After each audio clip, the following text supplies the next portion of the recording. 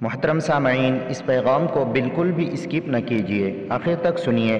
حضرت مفتی صاحب نے اس پیغام میں امت کے نوجوان لڑکے لڑکیاں اور شادی شدہ عورتیں و مرد سے متعلق ایسے واقعات بتلائیں جسے سن کر آپ خون کے آنسو رونے لگ جائیں۔ آگے حضرت مفتی صاحب کا پیغام سماعت فرمائیں اور اس پیغام کو آپ کے امام صاحب و علماء کرام و حفاظ کرام تک پہنچائیے۔ جزاک اللہ خیرا۔ نحمده ونصلي على رسوله الكريم اما بعد فاعوذ بالله من الشيطان الرجيم بسم الله الرحمن الرحيم سبحانك لا علم لنا الا ما علمتنا انك انت العليم الحكيم صدق الله مولانا العظيم۔ قابل احترام صدر مجلس حضرت مولانا مفتی شیخ جاوید صاحب حسینی دامت برکاتہ اور ہمارے تمام ہی معزز و موقر علماء کرام، ائمہ اعظام، حفاظ اعظام، کافی دیر سے امت کی فکروں کے خاطر آپ ہم سب یہاں پر جمع ہوئے اور پیشرو مقررین نے اپنے دلی جذبات کا جم کر بڑے مختصر انداز میں ایک درد پیش فرمایا۔ اللہ تعالی ہمارے سب کے مل بیٹھنے کو بے انتہا قبول فرمائے، خیر و برکت کا ذریعہ بنائے۔ خود سب سے پہلے ہماری اپنی ذاتی اصلاح اور پھر اپنی ذاتی اصلاح کے ساتھ امت کے لیے اللہ تعالی محنت کرنے کا اور امت کا درد اپنے زندگی میں پیدا کرنے کا اللہ اس مجلس کو بہترین ذریعہ بنا دے۔ واجب الاحترام علماء کرام، حفاظ اعظام، دراصل بات یہ ہے کہ اللہ تبارک و تعالیٰ نے آپ ہم سب کے کندھوں پر، ناتواں کندھوں پر بہت بڑی ذمہ داری ڈالی ہے، جس کو مختلف پیراہوں سے ہمارے پیشرو مقررین نے ہم سب کی خدمت میں پیش فرمایا،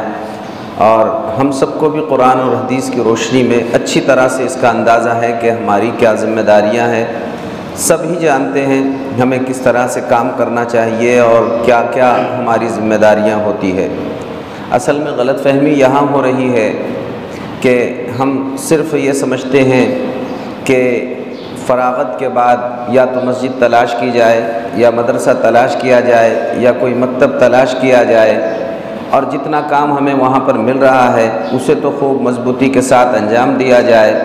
پھر اس کے بعد حسب موقع کوئی موقع ملے تو ٹھیک ہے، ورنہ ہر ایک اپنے اپنے ترتیب میں لگا ہوا ہے اور اپنے اپنے انداز سے کام کر رہا ہے۔ تو قرآن کریم نے بھی اس بات کو بیان فرمایا ہے کہ ہر شخص جو ہے اپنے اپنے انداز میں کام کر رہا ہے، اپنے اپنے انداز میں کام میں لگا ہوا ہے، لیکن اصل چیز یہ ہے کہ جب تک ہمارے اندر کڑن اور تڑپ اور درد پیدا نہیں ہوگا اس وقت تک ہم سب کے حق میں تسلی کا سامان نہیں آ سکتا ہے۔ اصل چیز ہے امت کے خاطر درد پیدا کرنا، امت کی فکر پیدا کرنا، امت کی کڑن پیدا کرنا، احوال کا جائزہ لیتے رہنا اور ان جائزوں کو لے کر اپنے اندر وہ گھٹن اور کڑن محسوس کرنا۔ جب یہ کیفیات ہماری ہوتی رہے گی تو پھر اللہ کی طرف سے انعامات کی بارش ہوتی رہے گی۔ اللہ کے پیارے حبیب حضرت سیدنا محمد الرسول اللہ صلی اللہ علیہ وسلم کی یہ دو صفات حدیث پاک میں بیان فرمائے گئے، کان دائم الفکر متواصل الاحزان، آپ مستقل فکر مند رہا کرتے تھے اور متواصل الاحزان اور مستقل مسلسل غم زدہ رہا کرتے تھے۔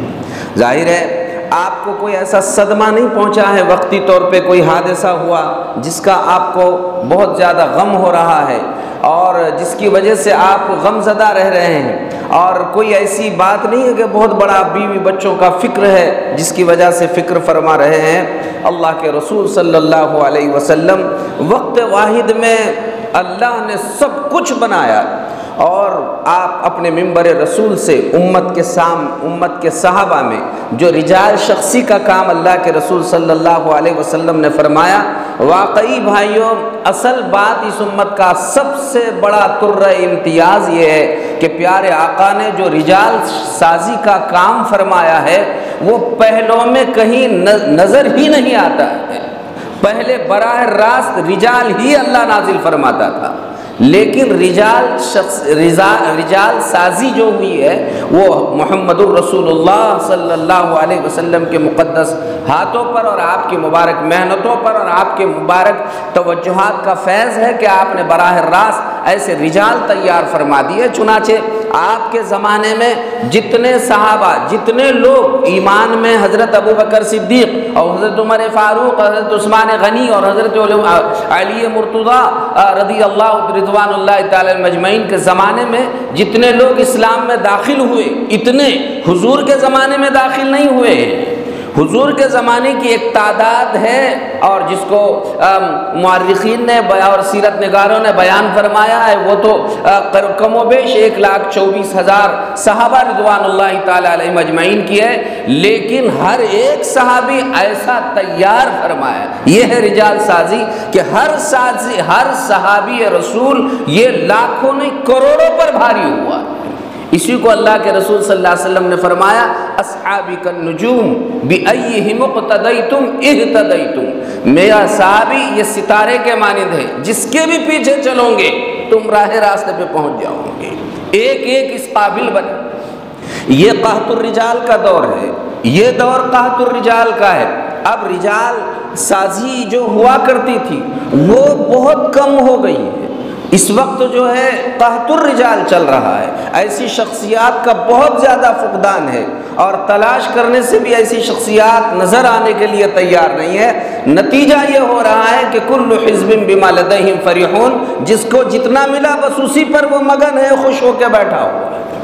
وہ آگے بڑھ کر کے میرے اور اندر کیا فکریں، کیا کڑن، کیا تڑپ ہونی چاہیے، مجھے ممبر اور محراب کے علاوہ بھی کچھ ذمہ داریاں ہیں، مجھے مکتب کے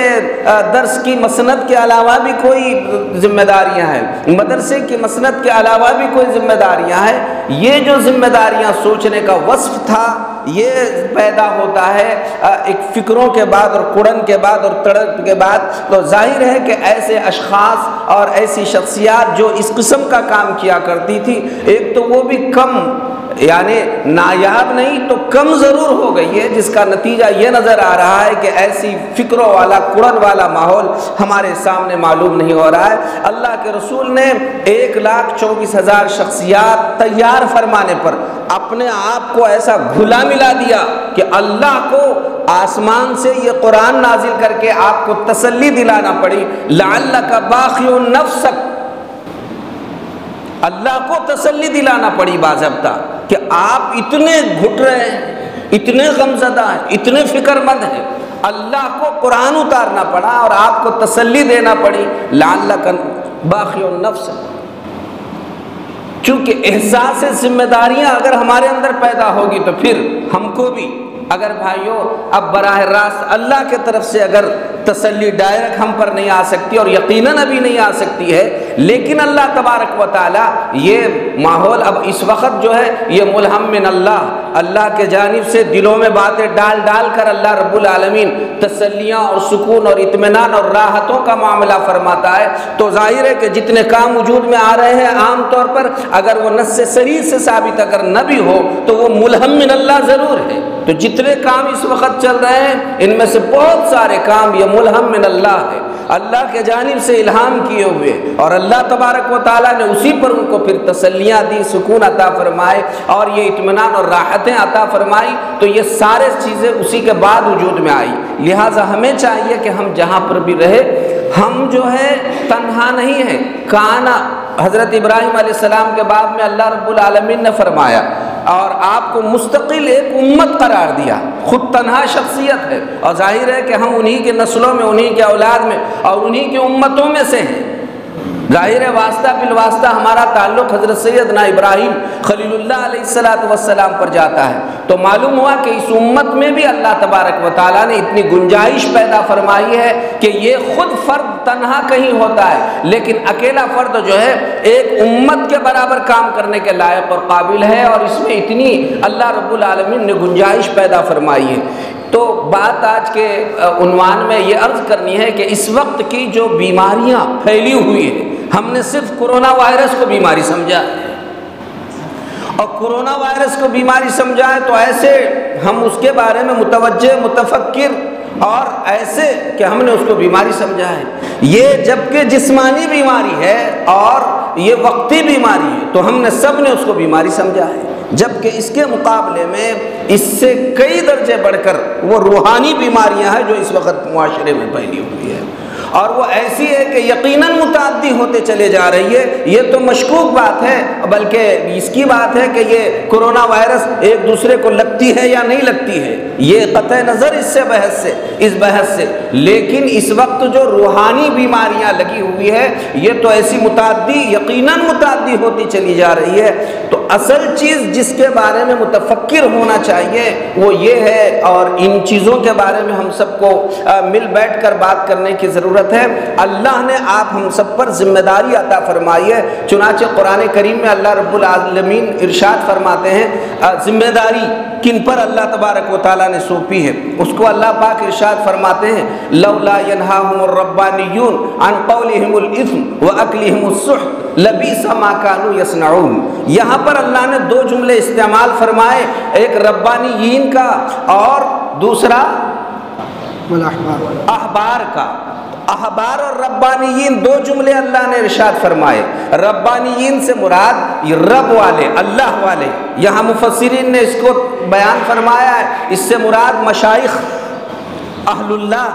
جو اصلاح کا کام کرتے ہیں، تو ان کو تو اللہ پاک نے ربانیین سے تعبیر فرمایا، ان کی ذمہ داری ہے۔ اور دوسرا احبار علماء یہود کو اللہ پاک ارشاد فرما رہے ہیں، اور وہ علماء یہود تھے اس لیے ان کی یہ ذمہ داری بیان فرمائی گئی۔ وہاں پر یہ دو بیماریاں بہت زیادہ پھیلی ہوئی تھی، تو بطور خاص اللہ پاک نے وہ دو بیماریوں کا تذکرہ فرمایا، عن قولہم الاثم واکلہم السحت، وہاں پر جو ہے ان کی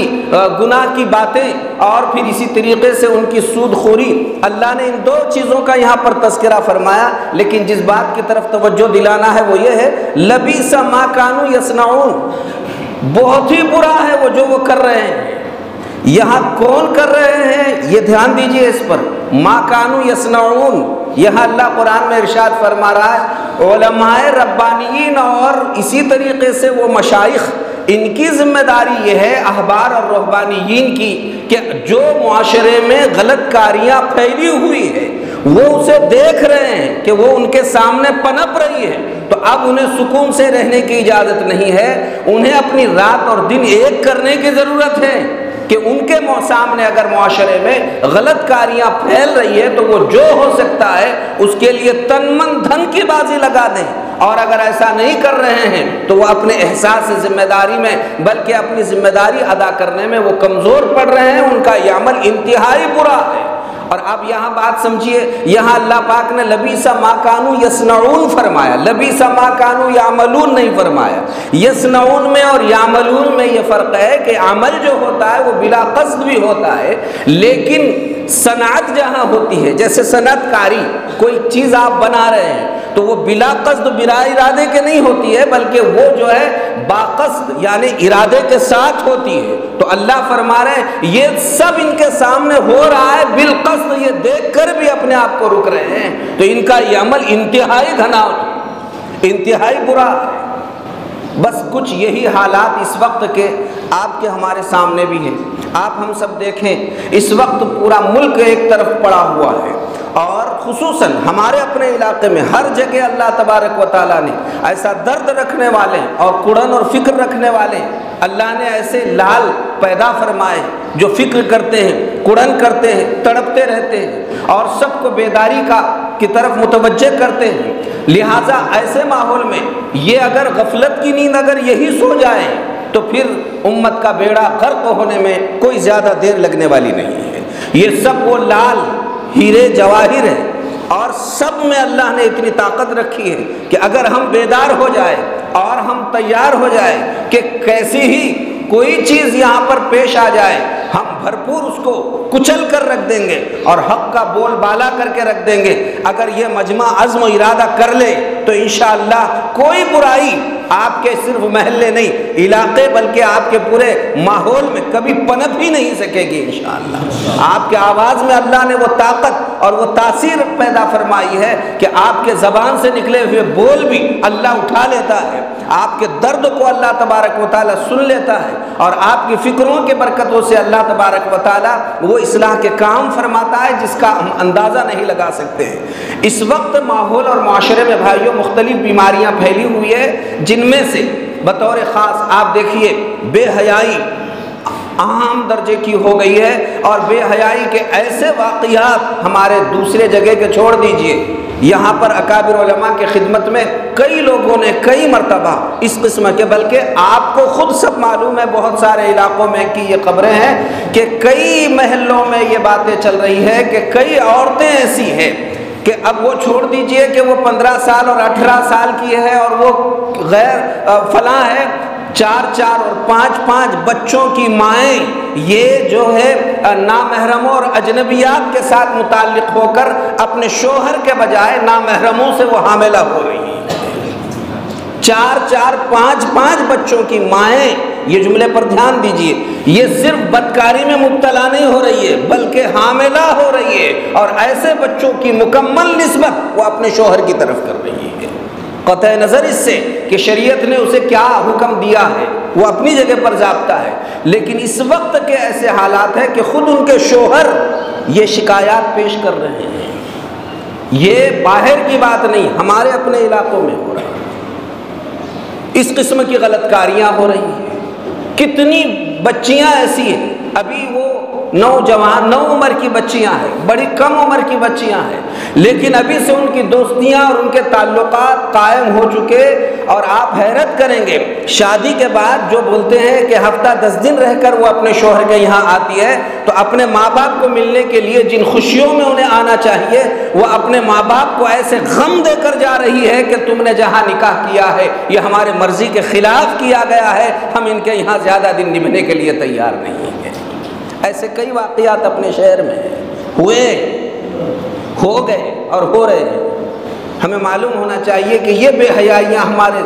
ہمیں کیسے چین ہو اور سکون ہو، اور پھر کس طرح سے ماشاءاللہ حضرت مولانا عبدالباقی صاحب نے، مولانا عقیل صاحب نے، حافظ امین صاحب نے وہ جو مواد پیش فرمایا اس میں کڑن کا اور تڑپ کا واقعی یہ آپ ہم سب کے لیے تعلق رکھتا ہے کہ آج وہ فکریں نہ ہونے کی نحوست سے، اسی لیے علماء نے فرمایا کسی محلے میں اگر کوئی برائی پنپ رہی ہے تو وہاں پر کے ذی اثر لوگ خصوصاً اہل علم نے یہ سوچنا چاہیے کہ میرے محلے میں یہ جو کچھ ہو رہا ہے یہ صرف میں تنہا میری غفلت کی وجہ سے ہو رہا ہے، یہ مجھے سمجھنے کی ضرورت ہے، یہ میری غفلت کی وجہ سے، اگر میں بیدار رہتا تو شاید میرے محلے میں یہ برائیاں جنم نہیں لیتی اور اس قسم کی برائیاں یہاں پنپ نہیں پاتی، لیکن میری غفلت کے نتیجے میں یہ برائیاں یہاں پنپ رہی ہیں۔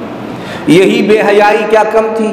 کہ بڑھتے بڑھتے حالات آگے چلے گئے، اور اب آگے حالات چلنے کے بعد یہ خصوصی طور پر آج کی مجلس جس مقصد کے لیے منعقد کی گئی ہے وہ ہے نشہ والی بیماری۔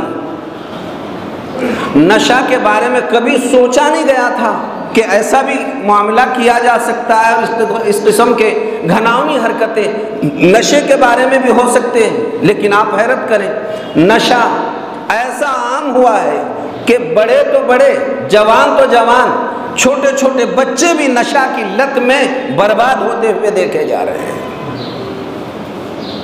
اسکول کالج کے بچے، اور ان کی عمریں ہی کیا ہے 10 12 15 سال کے اندر کے بچے،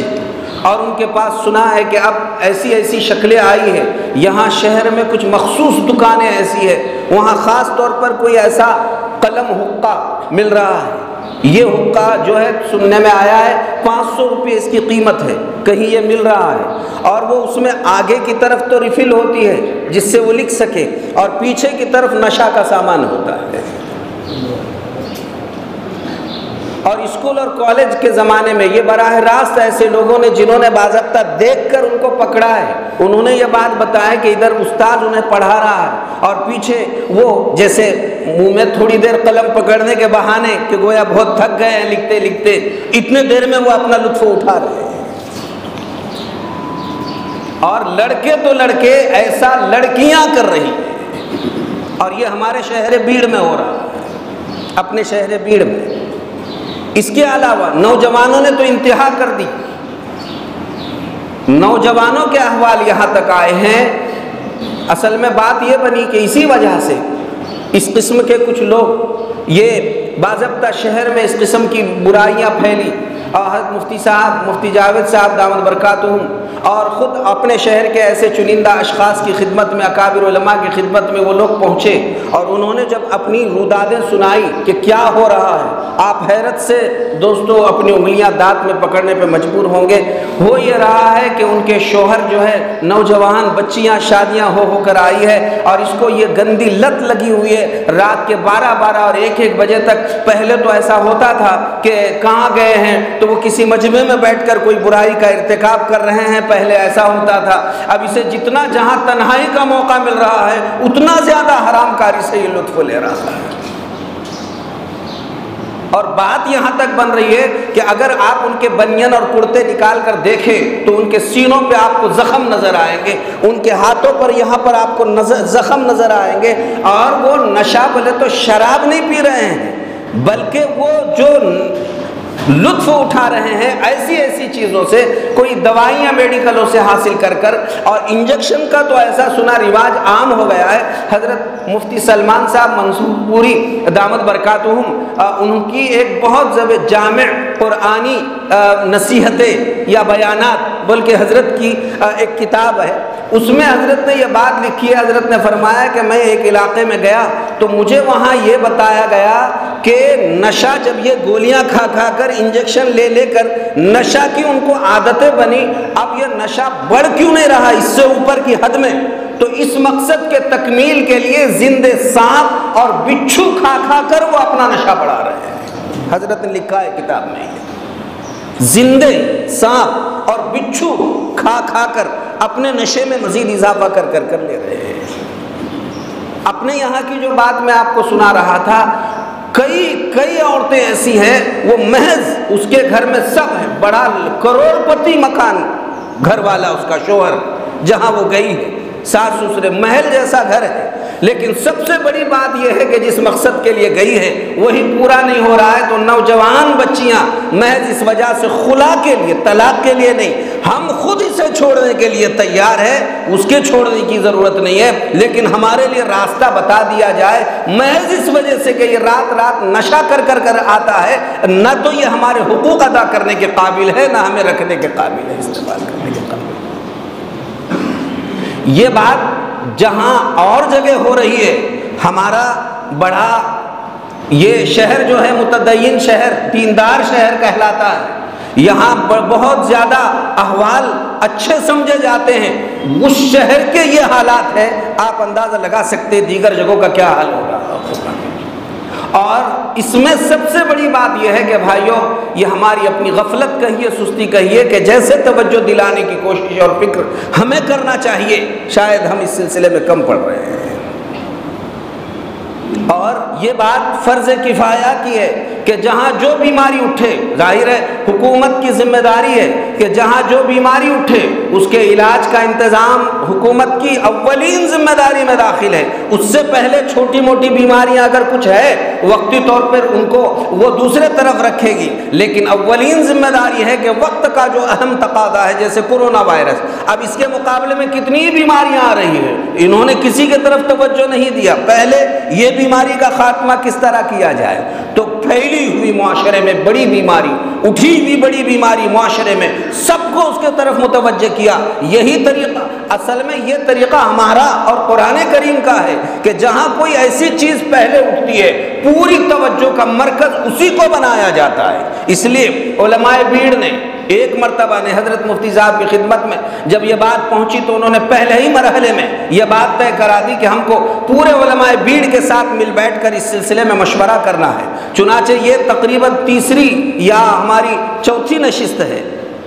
تیسری نشست ہے جس میں آپ ہم سب یہاں پر مل بیٹھے ہوئے ہیں۔ پہلی میں چونکہ علماء اکرام کو بلایا گیا لیکن سب تک دعوت نہیں پہنچی، جس کی وجہ سے سب نہیں آ سکے۔ پھر دوسری مرتبہ بیٹھا گیا اور اس میں غور و فکر کیا گیا کہ اس کا سدباب کس طرح سے کیا جائے، اور یہ ہماری تیسری بڑی نشست ہے جس میں یہ طے کیا گیا کہ ہم اپنے تمام علماء اکرام کو بیدار کریں اور سب کی توجہ اسی بات پر کرا دیں کہ ہم کو کسی طریقے سے یہ اس قسم کی جو غلط کاریاں پھیل رہی ہے، چاہے وہ بے حیائی کے عنوان پر ہو، بدکاری کے عنوان پر ہو، نشے کی شکل میں ہو، اور اس طرح کی جتنی چیزیں ہیں، ہم امت کو پوری طرح سے متوجہ کرائیں۔ تو اس وقت ایک چیز کو لے کر کھڑے ہونے کا عزم کیا گیا، بیڑا اٹھایا گیا، اور وہ یہ ہے کہ یہ نشہ مکت مہم، یعنی نشہ کو روکنے کی ایک مہم چلائی جائے پورے شہر میں، اور جس طرح ہو سکتا ہے اس کے خاتمے کا اور اس کے سد باب کی کوششیں کی جائے۔ تو الحمدللہ آج آپ کو اور ہم کو سب کو جو یہاں پر بلایا گیا ہے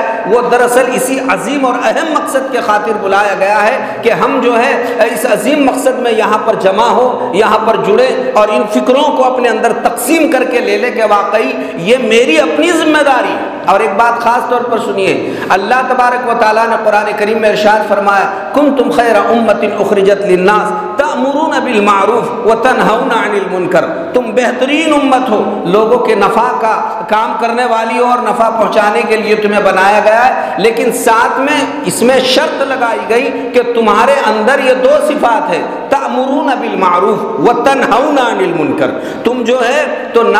امر بالمعروف بھی کر رہے ہو اور ساتھ میں نہی عن المنکر بھی، یہ تمہاری اپنی ذمہ داری میں داخل ہے۔ الحمدللہ امر بالمعروف پر کسی حد تک ہمارے یہاں بلکہ بہت حد تک کام ہو رہا ہے، لیکن نہی عن المنکر کے بارے میں ہمارے پاس نہ کوئی تحریک ہے نہ کوئی تنظیم ہے، اور بس یہ ہے کہ جو جہاں ہے اپنے اپنے ترتیب سے، ہاں بہت برا ہو رہا ہے، بہت برا ہو رہا ہے، عام لوگ ہزار ہوتے ہیں برا ہے برا بول کے بولنے والے، اس میں کئی اہل علم بھی جڑ جاتے ہیں، تم ہزار ہیں ہم 1001، ہم بھی تمہارے ساتھ شامل ہیں، واقعی بہت برا ہو رہا ہے، لیکن ایسا کہنے سے نہ کبھی وہ برائی ختم ہونے والی نہ اس کا خاتمہ ہونے والا ہے۔ امام عبد الوہاب شعرانی رحمۃ اللہ علیہ کی یہ مشہور بات، ہمدرد قوم و ملت حضرت مولانا الیاس صاحب رحمۃ اللہ علیہ کی جو کتاب ہے اس میں حضرت مولانا منظور احمد صاحب، حضرت مولانا ابو الحسن علی میاں ندوی رحمۃ اللہ علیہ نے یہ بات اس میں نقل فرمائی ہے۔ عجیب و غریب بات ہے، حضرت کا انہوں نے مقولہ نقل فرمایا ہے کہ دیکھیے ہر شخص، دھیان سے سنیے اس جملے کو، ہر شخص اس بات کا غور کرے کہ اس وقت زمین پر جتنے معروفات ہیں، اگر کوئی معروف دنیا کے کسی کونے میں مٹ رہا ہے تو بس اس کے لیے وہ 3 کام کرے۔ کہیں مٹا ہوا آپ کو نظر آ رہا ہے، پورے زمین پر کہیں مٹا ہوا نظر آ رہا ہے، 3 کام کرے۔ نمبر 1 کہ خوب غور سے سوچے کہ وہ کون سی معروفات ہے جو اس وقت زمین سے مٹ رہی ہے، معروفات نیکی کے کام کون کون سے ہیں جو مٹ رہے ہیں، ایک یہ اس پر غور کرے۔ نمبر 2 جب سمجھ میں آیا کہ واقعی یہ تو بڑی نیکی تھی اور یہ مٹ رہی ہے، اب آپ نے غور کر لیا، نمبر 2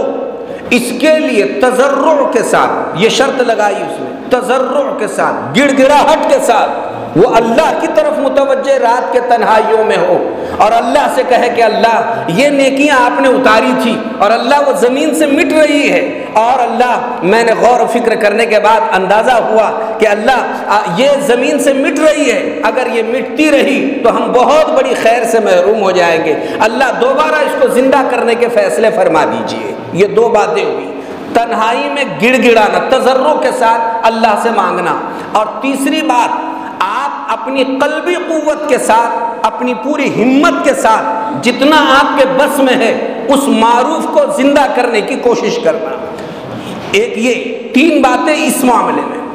اور دوسری 3 باتیں منکرات کے بارے میں۔ پھر فرمایا پھر تم غور کرو تھوڑی دیر کے لیے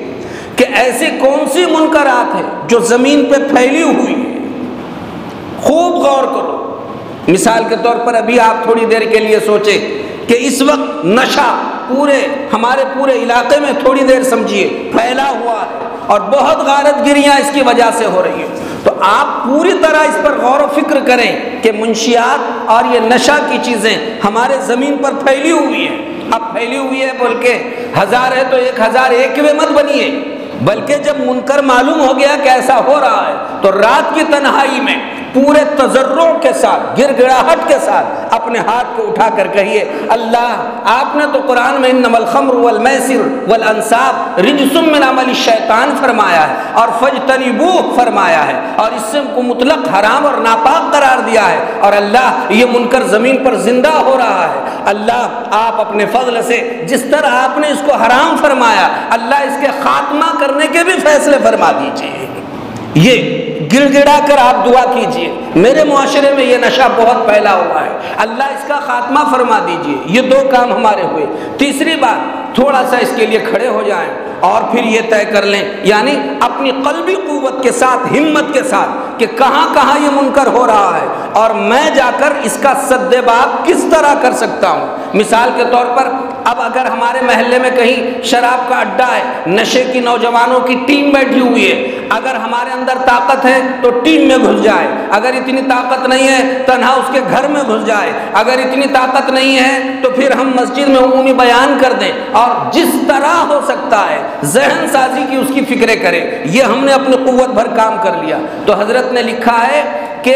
حضرت امام عبد الوہاب شعرانی رحمۃ اللہ علیہ فرماتے ہیں کہ جو شخص یہ 3 کام معروفات کے بارے میں اور یہ 3 کام منکرات کے بارے میں کرے گا، اللہ اسے اپنے وقت کا قطب بنا کر اٹھائے گا،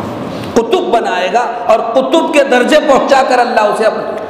اپنے دربار میں بلائے گا۔ اور پھر دوسری بات یہ سنیے، ہمارے لیے بہت اللہ نے سامان رکھا ہے۔ آپ نے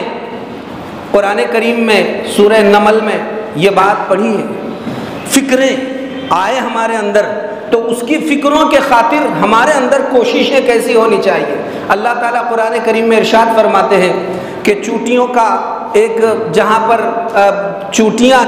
چل رہی تھی، حضرت سلیمان علیہ السلام کا لشکر آ رہا تھا، وہ لشکر آنے کے درمیان ایک چوٹی نے دیکھا کہ سارا لشکر آ رہا ہے اور یہ آنے کے بعد یہ تو سب ہم کو رونق کے رکھ دے گا، ہم سب بیکار اور خراب ہو جائیں گے۔ تو چوٹی نے باضابطہ اپنے پورے ماحول میں اعلان کر دیا، یا ایھا النمل ادخلوا فی مساکنکم لا یحطمنکم سلیمان و جنود۔ اے چوٹیوں، سب کے سب تم اپنے بلوں میں داخل ہو جاؤ، بلوں میں داخل ہو جاؤ۔ کیوں؟ لا یحطمنکم سلیمان و جنود، اس وجہ سے کہ کہیں ایسا نہ ہو جائے کہ لا یحطمنکم، تم کچھ لے جاؤ اور پھر تم برباد ہو جاؤ، اس لیے سب اندر چلے جاؤ۔ دھیان سے سنو اس بات کو۔ اب یہ سب اس نے اعلان کر دیا، سب چوٹیوں کی جان بچ گئی اندر جانے کی وجہ سے۔ حضرت سلیمان علیہ السلام اللہ کے بہرحال پیغمبر ہیں، تو ظاہر ہے کہ یہ تو اگر ان کو معلوم ہوتا تو وہ کبھی ایسا نہیں کرتے، لیکن ان کو پتہ نہیں کہ یہاں چوٹیاں ہیں۔ لیکن چوٹی نے اپنے قوم کو بچانے کی فکر فرمائی تو اللہ کو چوٹی کی اتنی ادا پسند آئی، چوٹی کی ادا پسند آئی کہ اللہ نے 114 صورتوں میں اس کا نام لے کر پوری صورت نازل فرما دی۔ ادا پسند آئی، بہت اچھا کام کر رہے ہیں۔ مفسرین نے آگے جو بات لکھی ہے وہ بات سمجھنے سے تعلق رکھتی ہے۔ وہ بات یہ ہے کہ دیکھیے آگے چونٹی ہے، لیکن چونٹی ہو کر اسے کیا معلوم کہ کس کا لشکر آ رہا ہے، کوئی بھی آ سکتا ہے راستے سے، لیکن اس نے کہا لا یحطمنکم سلیمان و جنود۔ مفسرین نے بڑا عجیب یہاں نکتہ بیان فرمایا، جو قوم کی، ملت کی، امت کے برائیوں سے، فحاشیوں سے، غلط کاریوں سے بچانے کی فکر کرتا ہے، اللہ کے پاس اس کا مقام اتنا بڑا بن جاتا ہے کہ اس کے نام کے ساتھ اللہ کی بے زبان مخلوق اللہ کے دربار میں دعائیں کرتے رہتی ہے۔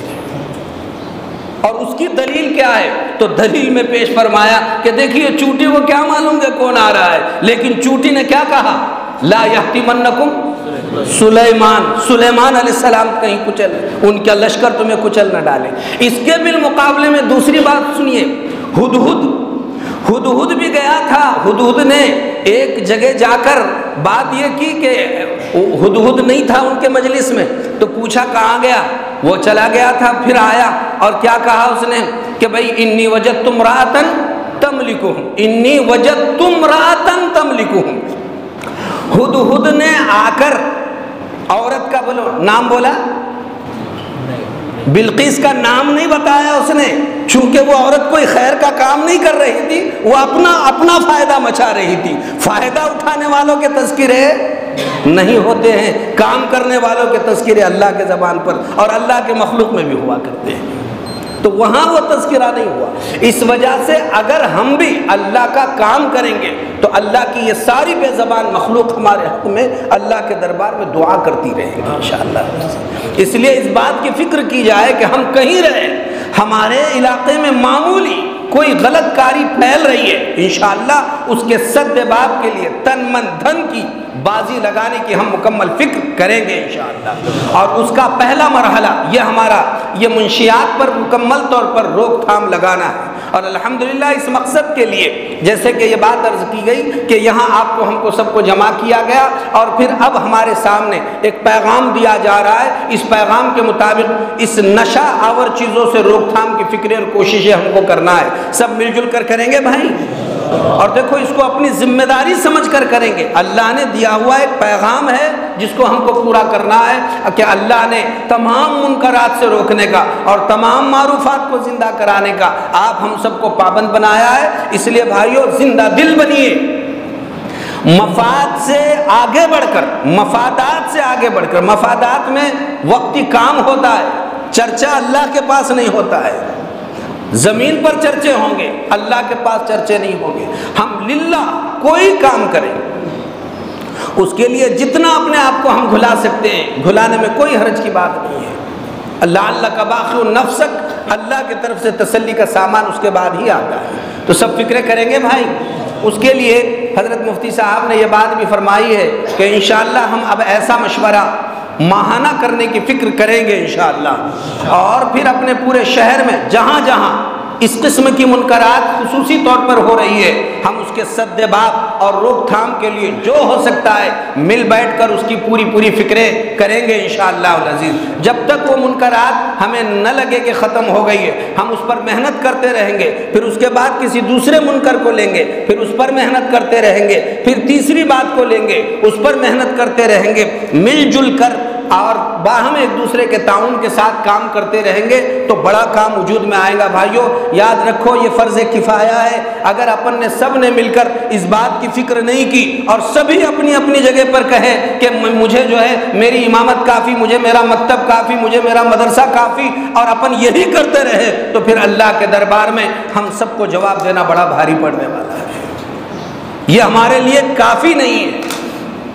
हज़रत मौलाना अब्दुल रहीम साहब ने जो बात बयान फरमाई कि ये वक्ती तो हमारे लिए हमारा ये इसका नफ़ा ज़रूर हो रहा है, लेकिन ये काफ़ी नहीं है। इसलिए जिसके बस में जहाँ जो हो सकता है वो खैर के कामों में उसे आगे मिलजुल कर बढ़ने की ज़रूरत है। और ये काम होगा इज्तिमाइयत के साथ। अल्हम्दुलिल्लाह इज्तिमाई तौर पर ये मुनकरात के सद्देबाब की हमारी ये पहली मजलिस मुनाकिद हुई है, जिसमें आप हम सबको मिलजुल कर ये तय करना है कि इंशाअल्लाह इसके लिए कुछ तजावीज़ तय की गई है और कुछ हिदायत तय की गई है, वो आपकी खिदमत में अर्ज़ करनी है। हज़रत मुफ्ती साहब ने हम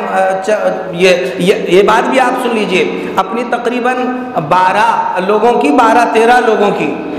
12-13 लोगों की पूरे शहर बीड़ के तरफ से इससे पहले मजलिस अपनी जामे मस्जिद में हुई थी। और जामे मस्जिद में बैठने के बाद मशवरे से ये बात तय हुई थी कि अपनी बाज़ाब्ता एक जो है इस सिलसिले में वर्किंग कमेटी तैयार हो जाए। तो अल्हम्दुलिल्लाह बाहम सब के मशवरों से 12-13 लोगों की एक वर्किंग कमेटी तैयार हो गई और सबसे ये राय ली गई कि अगर ये 13 लोग मिलकर या इनमें के अक्सर लोग मिलकर अगर कोई फ़ैसला कर ले तो सब इसको कबूल करेंगे। तो सब ने हामी भरी थी, भाई सब जो कुछ ये फ़ैसला कर ले और आपकी खिदमत में नाफिज कर दे और पेश कर दे तो सब कबूल करेंगे इंशाअल्लाह। और ये आपके शहर के वो मोतमद اور وہ معتمد احباب ہیں الحمدللہ جو ہمہ وقت قوم و ملت کے لیے آپ کی توجہات کی برکت سے مل بیٹھ کر کوششیں فکریں کرتے ہیں، تو الحمدللہ وہ انہوں نے یہ بات سب کے مشوروں سے یہ بات طے کر دی ہے کہ انشاءاللہ یہ کبھی ہر وقت سب کو جوڑنا مناسب نہیں ہوتا ہے، جب ضرورت پڑے تو 12-13 لوگ جمع ہوں گے، اور جب ضرورت پڑے پورے شہر کو بلایا جائے گا، تو جب سب کو بلایا جائے تب بھی آپ سب حاضر ہوں گے انشاءاللہ۔ یہ بہت اچھی بات ہے الحمدللہ کہ الحمدللہ ہماری مجلس علماء جو بالکل ایک طرح کی سست رفتاری کی طرف چلے گئی تھی، بلکہ معدوم ہو گئی تھی، اللہ جزائے خیر دے ہمارے اکابر علماء اکرام کو، انہوں نے اس کی فکریں کی، اس کے حق میں دعائیں فرمائی، دوبارہ اللہ پاک نے اس کو زندہ فرمایا۔ یہ فرض کفایہ کم سے کم ادا کرنے کا اللہ ذریعہ بنا رہا ہے، یہ اللہ کا احسان ہے بھائیو، ورنہ ظاہر ہے وہ ذمہ داری ہے، اور کل اللہ کے دربار میں جواب دینا بڑا مشکل پڑے گا اس سلسلے میں۔ تو ایک اچھی شکل بن کر آ رہی ہے۔ اب اس قسم کی شکلوں کے متعلق یہ بات طے ہوئی، ایک بات تو یہ طے ہوئی کہ ہر امام کلکم راعٍ وکلکم مسئول عن رعیتہ، تم میں سے ہر شخص ذمہ دار ہے، اور ہر ذمہ دار سے قیامت کے دن اپنی ذمہ داری پوری کیا تھا کہ نہیں کیا تھا اس کے بارے میں سوال ہونے والا ہے۔ یہ حدیث ہے، صحیح حدیث میں اللہ کے رسول صلی اللہ علیہ وسلم نے یہ بات ارشاد فرمائی۔ اپنے ذمہ داری کا احساس کرتے ہوئے بھائیوں، جس کو جہاں ذمہ داری دی جائے وہ بالکل پوری طرح سے کمر بستہ ہو جائے اور یہ کرے کہ انشاءاللہ میں اپنی ذمہ داری کو پوری طرح سے ادا کرنے کی فکر کروں گا انشاءاللہ، اور دنیا میں بھی اور اللہ کے پاس آخرت میں بھی سرخ و روح ہونے کی فکر کروں گا انشاءاللہ۔ بھائیو، انہوں نے سب زندگیاں لگا دیے اور اپنے آپ کو پورا قربان کر دیے، کم سے کم اس کا کچھ شمع اور کچھ ذرہ اس میں ہمیں نصیب ہو جائے، یہ زہ قسمت ہے، ورنہ لوگ تو اپنے اپنے معاملات میں پڑے ہوئے ہیں۔ اس کے لیے ایک یہ ہے کہ ہر مسجد میں، ہر محلے میں نہیں بلکہ ہر مسجد میں، ایسے ہر مسجد میں، ایک پہلے کمیٹی کے بعد ہر مسجد میں امام صاحب جو ہے اپنے اپنے مسجد میں 5-7 لوگوں کی ایک کمیٹی بنا دے۔ خود امام صاحب کو معلوم ہے میرے محلے میں کون لوگ، میرے مسجد کے اطراف میں کون لوگ با اثر ہے۔ اب وہ با اثر میں چاہے مسجد وار جماعت کے ساتھی ہو، چاہے تو کونسلر حضرات ہو، چاہے کوئی درمیانی قسم کے لوگ ہو، جو بھی ہے امام کو معلوم ہے کتنے لوگ میرے با اثر ہیں اور ان کو اس کمیٹی میں شامل کرنے سے کیا فائدے ہو سکتے ہیں۔ آپ ہر مسجد والے اپنے اپنے محلے میں 5 یا 7 لوگوں کی کمیٹی بنانے کی فکر فرما لیں۔ بھائی آپ سب ایسا کریں گے؟ یہ آج سے ائمہ ہے، ہاتھ اٹھاؤ بھائی، کتنے ائمہ ہیں؟ میں بھی ہے ماشاءاللہ، بڑی تعداد ہے۔ اب اپن کیا کریں؟ دیکھیے 5 یا 7 لوگوں کی کمیٹی بشمول امام کے، امام ساتھ میں رہے اور اپنے ساتھ 4 یا 5-6 لوگوں کو جوڑ دے،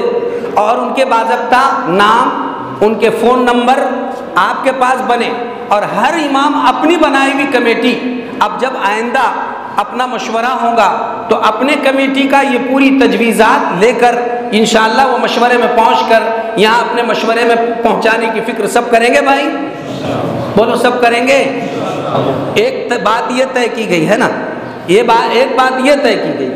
کہ اس طرح سے اپنے اپنے مسجد میں طے کریں گے۔ کیا کام لیا جائے گا ان سے؟ کام ان سے یہ لیا جائے گا کہ یہ جو منکرات پھیل رہی ہے، ان منکرات کے سد باب کے لیے جو احکامات اور مجلس علماء یہاں پر طے کریں گی، آپ ساتھ کو اپنے مسجد کے ماحول میں اس ہدایت کو نافذ کرنا،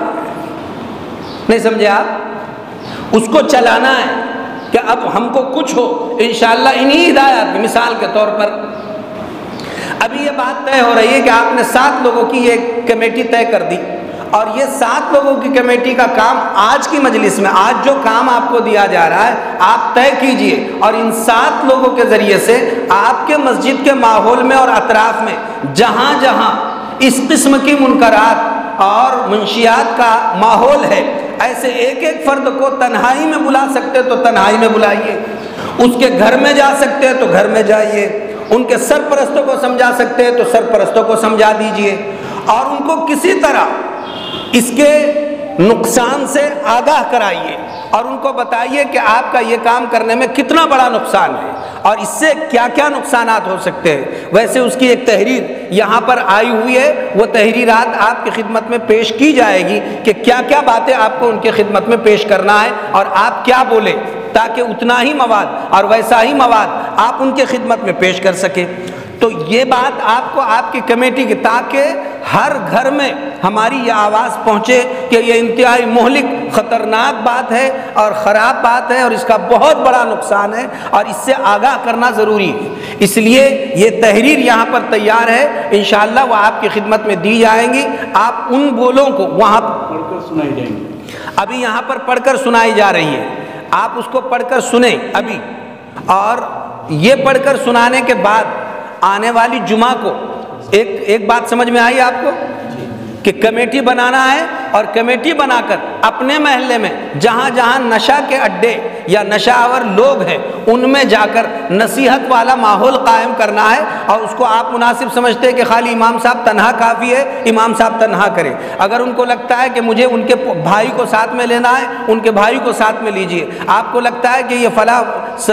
جو ہے ورکر ہے، اس کو ساتھ میں لینا ہے، آپ اس کو ساتھ میں لیجئے۔ جس طرح آپ کو لگتا ہے یہ 2 کا اور 3 کے بس کا کام نہیں، یہ ہماری جو 5 کی اور 7 کی کمیٹی بنی ہے، یہ 7 نے جانا چاہیے، تو 7 نے مل کر بہرحال جس محلے کی جس مسجد کے اطراف میں یہ اس لائن کا منکر ابھی ہو رہا ہے، اس کا سد باب اور روک تھام کرنے کی فکر آج کی یہ نئی جو کمیٹی بنے گی انشاءاللہ کل یعنی آنے والی جمعہ سے پہلے آپ کو اس وقت تک یہ کام کرنا ہے۔ اگر آپ کو لگ رہا ہے کہ یہ کام ہمارے کمیٹی کے بس کا ہے ہی نہیں، ہمارے لیے اپنے شہر کے یہ اکابر علماء اکرام جن کی بڑی 12-13 لوگوں کی